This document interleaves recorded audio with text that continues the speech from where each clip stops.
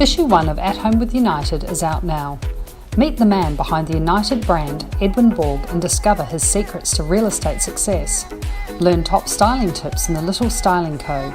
and find out what local psychic Mary King loves so much about living in the Oaks.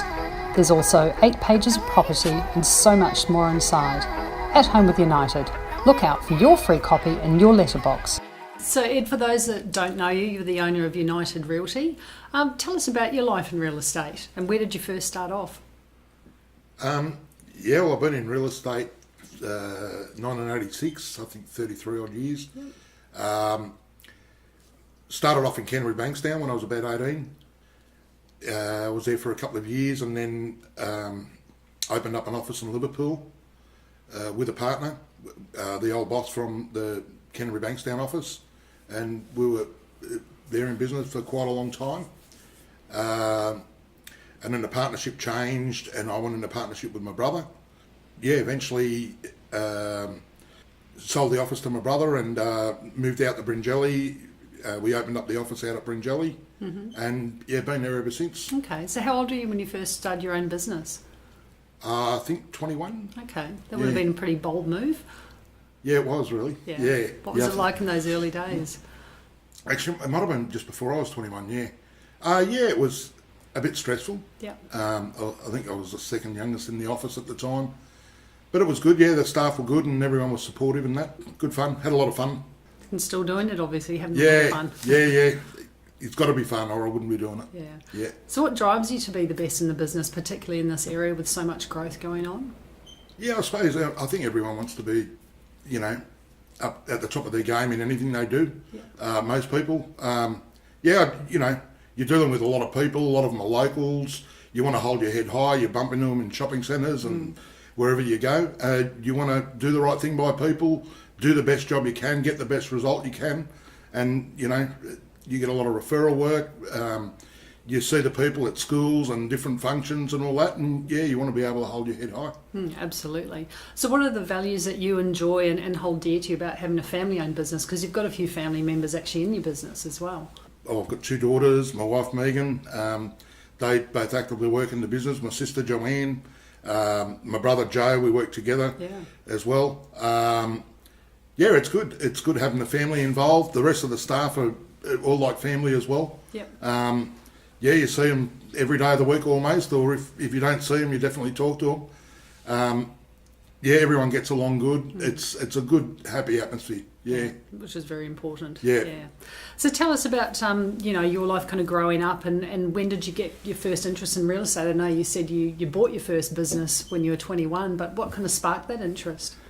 Well, I was actually a mechanic by trade and my back used to play up, and I did have an interest in property, but not really an interest in getting into real estate as such. But with my back the way it was and doing mechanical work constantly, bending over bonnets and under cars and all that, my brother suggested to me, a mate of his had bought a business down in Canterbury Bankstown area and said, my brother suggested go and speak to him about getting a job there. And I went there and said, what's this about a job you've got for me? And he said, geez, you're confident. Anyway, we gave me the job, and after a couple of years we became partners and we worked for a long time. And it went on from there. Okay. Were your parents into real estate at all? No, not really. No. Well, Dad was always at me to buy property rather than spending money on cars and all that. But, he had a few properties here and there, but didn't keep them that long. He didn't have the patience, I think, to put up with tenants and things like that. So no, not really. They weren't really into property. Okay. So what about the first home that you purchased? How much did you pay and where was it? The first property was actually a vacant block of land up at Wanji near Lake Macquarie. How old were you? 18. I think I paid $27,000 for it. Wow. Off memory. I think I sold it was somewhere in the 70s, 76 or something like that. Within a short period of time. And then I'd actually bought a house around the corner as well for, I think it was $49,000 in the same area, and kept that for a little while and sold it for around 100 within a fairly short period of time, and then used the profits on that, and I bought 3 acres in West Hoxton with 2 houses on it and lived there for a fair while. and eventually sold that property. But yeah, bought others. Yeah. So it's how you've kind of gone through your business, like as a buyer and seller yourself, like buying something, holding, seeing the value, selling, moving on. Yeah, Yep. buying and selling. Yeah, a lot of what I've bought, often they've needed renovations and things like that. So I've done a lot of work to the properties, kept a few, sold a few, Yep. and rebought other stuff. Yeah. Okay. Are there any properties that you really wanted that you've ever missed out on? Yeah, there is. Probably one comes to mind. Looked at the property, massive big house built in 1936. It Wow. had servants' quarters. It was a bit of a classic, very rundown. 12 acres, subdividable as well. Yeah. And it wasn't quick enough. Wasn't really in a position to act quick enough. Yeah. Yeah. So it'd be something a bit of a tip then for buyers. Yeah, in the that's market right. at the Get moment. yourself ready before you start looking, I suppose. What about buyer's remorse? Have you ever gone through buyer's remorse over the years? Yeah, I have. I think often people do. Often you buy something and you think, gee, did I pay too much for that? Or, I think I, outbidded myself kind of thing. But one thing, on a few occasions I've bought at auction. I suppose one thing that's comforting is normally if you're the highest bidder, someone else has got you to that highest bid. Yeah. So it's probably comforting to know that there's other people around that were in the room that would have paid very close to what you've just paid for it. True. So that's comforting. Sometimes you think, I paid too much for it, but what's dear today is cheap tomorrow. Very true. When I think back at a couple that I've bought that I did think I paid too much, I wish I had bought the one next door as well at the same time. I paid the same money. Yeah. So what strategies have you employed over the years when purchasing property? Gut feeling. Yeah. Gut feeling. I don't think you'll ever get a property that ticks all the boxes. I think you've got to look at something. If it ticks 8 out of 10 boxes, it's probably not a bad statistic. You can always change things along the way, or I'm probably a glutton for punishment, buying stuff that needs work or something. Probably buy myself more of a project than something that's 100% finished. But at least that way you can get it to exactly the way you want it. Yeah. Finish it off the way you want it and all that. Yeah. So if I suppose position is a big thing. Position, future potential, return as well, depending what you're buying the property for. But return is a big thing. How, if you've got to re-rent it, how easy it would be.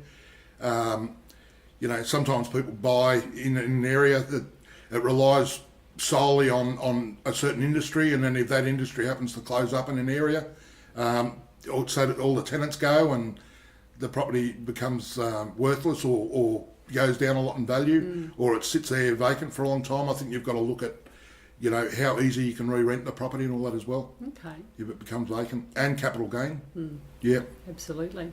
You've been living and working in the Macarthur area for how many years now? Living in Macarthur area, it'd be 13 years in Macarthur. Yep. We're at Denham Court before that. Although we spend a lot of our time in Macarthur anyway, and that's what sort of brought us over this way. So what's the big draw card to the area? What do you love about the area so much? I think it's a very nice area. It's not too crowded. People are good. Really good community. You go, into Camden or Narellan, you bump into a lot of people there, and everyone's friendly, and the shopkeepers and that are all friendly. Yeah. Whereas in other areas, it's just not like that. So I like it. I think it's good. I think it's a great area to live. Absolutely. Favourite eateries in the area? In Camden, Salute Trattoria. In Camden, often go there. Squeeze and Grind as well. Yeah. Barren's, Enzo's, there's a few. Yeah. You frequent a few, enjoy it. Yeah. That's great. So aside from obviously family and real estate, which is much of your life, what your other passion is race cars? You want to tell us about that? Yeah, I've had a passion for race cars for a long time.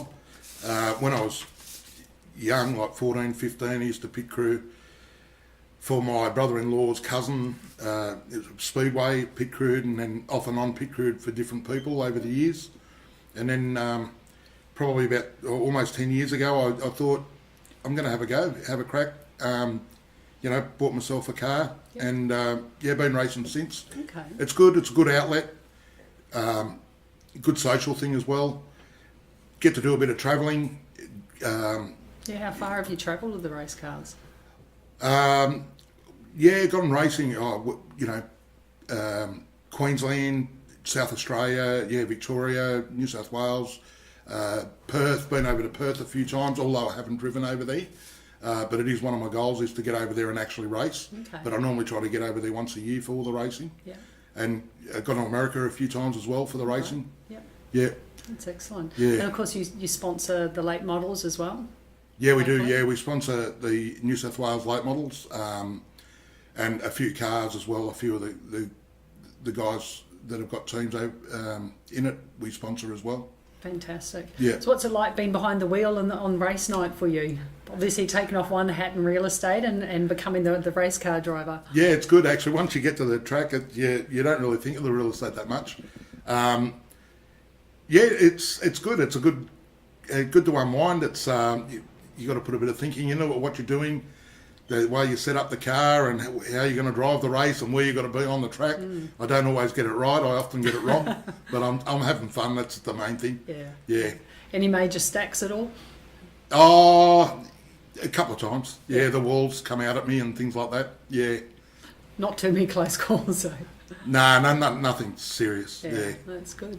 Now you put a lot back obviously into your local community, like you sponsor a lot of local clubs and individuals. Like as a business owner, is that something that you really value, being able to put back into the local community? Yeah, it's certainly not something you're obliged to do.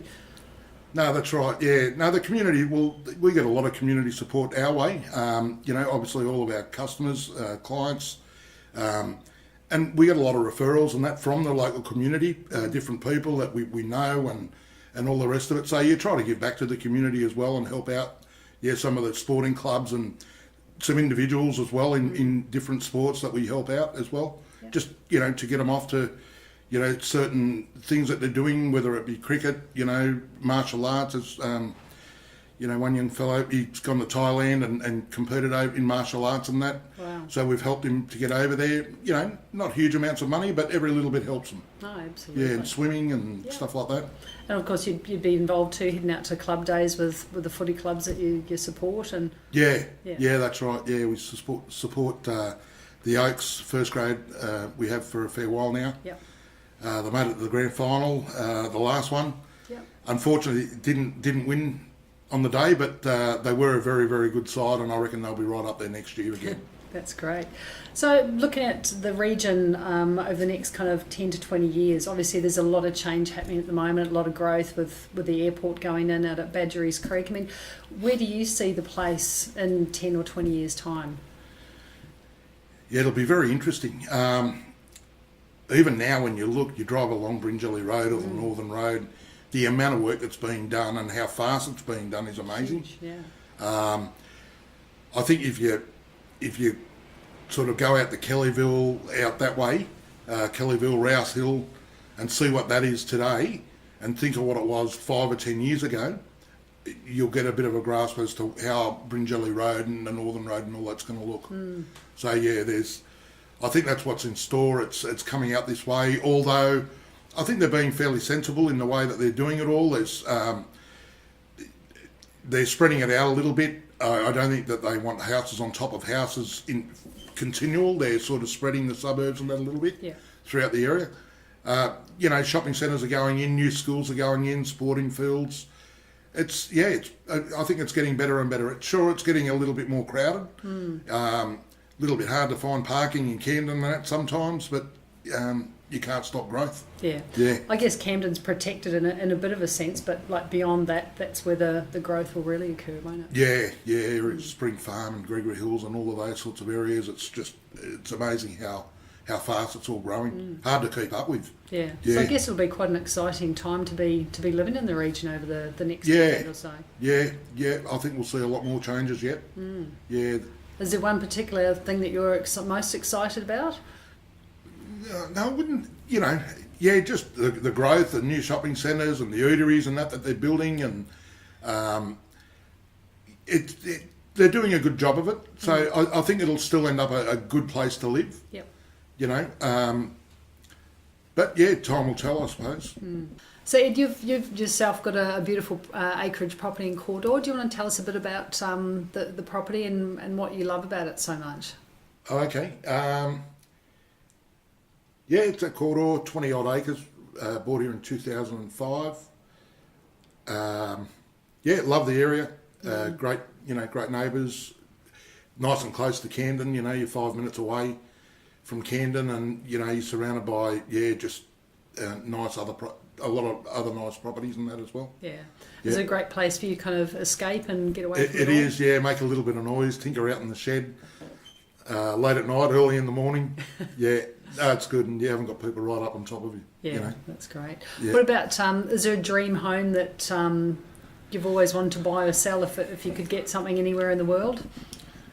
On your travels, have you seen something or? You see things, but yeah, no, I'm happy with what I've got, really. Yep. Yeah, happy with what I've got. Very happy. Yeah, there's no other property that I sort of look at and think, oh wow, I wish I could buy that, or I should buy that or whatever. Yeah, no, just happy to persevere with what we've got. Yep. Been renovating since we bought it and still going. Yeah, thought it'd be a 10-year project, but it's been longer and still going. Yeah. Yep. That's great. That keeps you busy. Yeah, that's right. Yeah, it's a bit of a hobby, Yeah. really. That's great. Well, thanks, Ed. Really enjoyed chatting to you this morning. No worries. And look forward to hearing more in the future. Yeah, all right, no problem. Thank you.